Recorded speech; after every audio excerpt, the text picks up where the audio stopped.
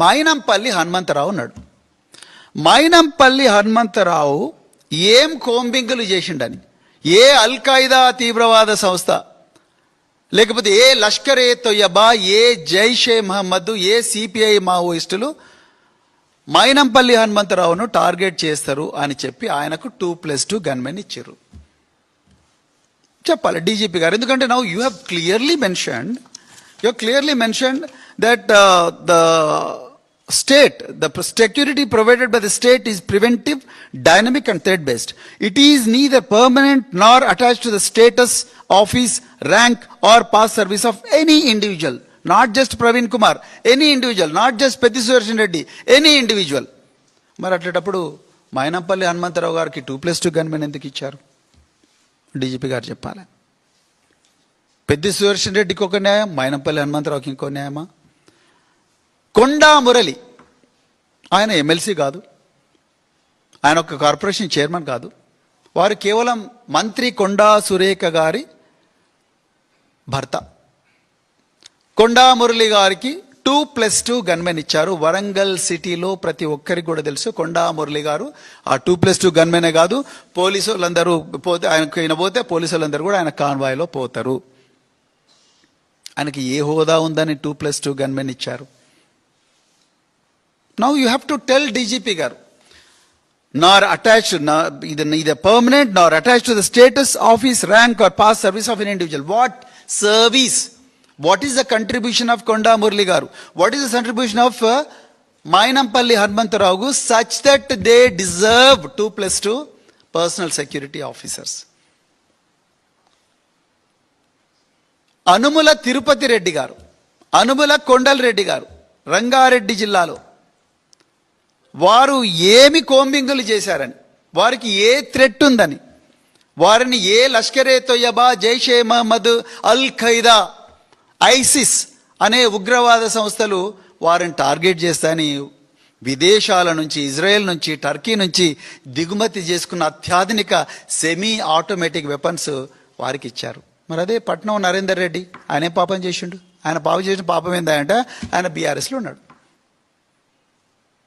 సునీత మహేందర్ రెడ్డి గారు మాజీ ZP chairperson, వారికి కూడా గన్మెన్ ఇచ్చారు.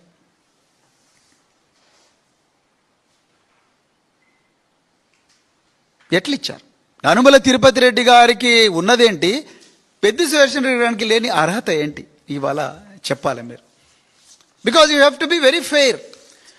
తొలి తెలంగాణలో మొట్టమొదటి గిరిజన మహిళ మంత్రిగా అయ్యారు కేసీఆర్ గారి ఆశీర్వాదం వల్ల. ఆమె పేరే సత్యవతి రాథోడ్. సత్యవతి రాథోడ్ గారికి గన్మెన్ తీసేశారు. ఆమె మాజీ మంత్రి. సత్యవతి రాథోడ్ గారు మాజీ మంత్రి. మాలోత్ కవిత మాజీ ఎంపీ. వీళ్ళిద్దరు కూడా గిరిజన సామాజిక వర్గానికి చెందినవారు. సత్యవతి రాథోడ్ అయితే ఆమె ఒక్కటే రోజున గన్మెన్ తీసిండు. పాపం ఆమె వెంటనే అడిషనల్ డీజీ ఇంటెలిజెన్స్ గారికి రిప్రజెంట్ చేశారు. చూస్తాం మేడం, చేస్తాం మేడం అంటే బీఆర్ఎస్ నాయకులు అంటే ఇంత చులకన. జోగు రామన్న మాజీ మంత్రి, ఆదిలాబాదు మాజీ ఎమ్మెల్యే, ఆయన ఏం పాపం చేసిండ్రండి? జోగు రామన్నకు ఒక్క దెబ్బన తీసేసిండ్రు గన్మెన్. మరి అదే జిల్లాలో అంటే ఉమ్మడి ఆదిలాబాద్ జిల్లాలో ఐకే రెడ్డి, ఇంద్రకరణ్ రెడ్డి, అల్లోల ఇంద్రకరణ్ రెడ్డి, ఆయనకు 2+2 గన్మెన్ ఇచ్చారు. ఏ బేస్ మీద ఇచ్చారు? జోగురామన్నకు లేనిదేంది, ఐకే రెడ్డికి ఉన్నదేంది? జోగురామన్నను ఎవరు చంపరు, ఐకే రెడ్డిని మాత్రం పెద్ద ఎత్తున ప్రపంచంలోని అన్ని ఉగ్రవాద సంస్థలందరూ కూడా విమానాలు, డ్రోన్లు వేసుకొచ్చి ఐకే రెడ్డిని చంపాలని ప్లాన్ చేస్తున్నారా? ఇక కుందూరు జానారెడ్డి కాంగ్రెస్ కురువృద్ధుడు. ఆయనకుండే ఒక్కటే ఇప్పుడు DGP has said status, office, rank or post service of any individual. Now I want to know what is the status, what is the rank, what is the post of Kunduru Janareddy garu? He may be ex minister. అయితే జోగురామన్ కూడా X మినిస్టరే, Satyavathi Rathod కూడా X మినిస్టరే. మరి వాళ్లకు లేని status ఈ కుందూరు జానారెడ్డికి ఏడికెళ్ళి వచ్చింది? ఆయనకు 2+2 gunmen ఇచ్చారు. నాకు ఎవరో చెప్పారు ఆయనకు అత్యాధునిక బుల్లెట్ ప్రూఫ్ వాహనం కూడా ఇచ్చారని. ఇంటి దగ్గర గార్డు కూడా పెట్టారని. ఆయన ఇద్దరు పిల్లలు, ఒక ఆయన ఎంపీ కావచ్చు, ఒక ఆయన ఎమ్మెల్యే కావచ్చు, జైవీర్ రెడ్డి, రఘువీర్ రెడ్డి ఉన్నారు, వాళ్ళు కావచ్చు. కానీ who is Janareddy now? What is his status?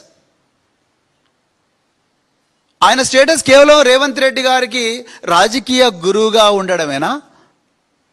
ఏంది ఆయన స్టేటస్? నల్గొండలో ఏ నాయకుడు అని చెప్తారు మరి. ఇప్పుడు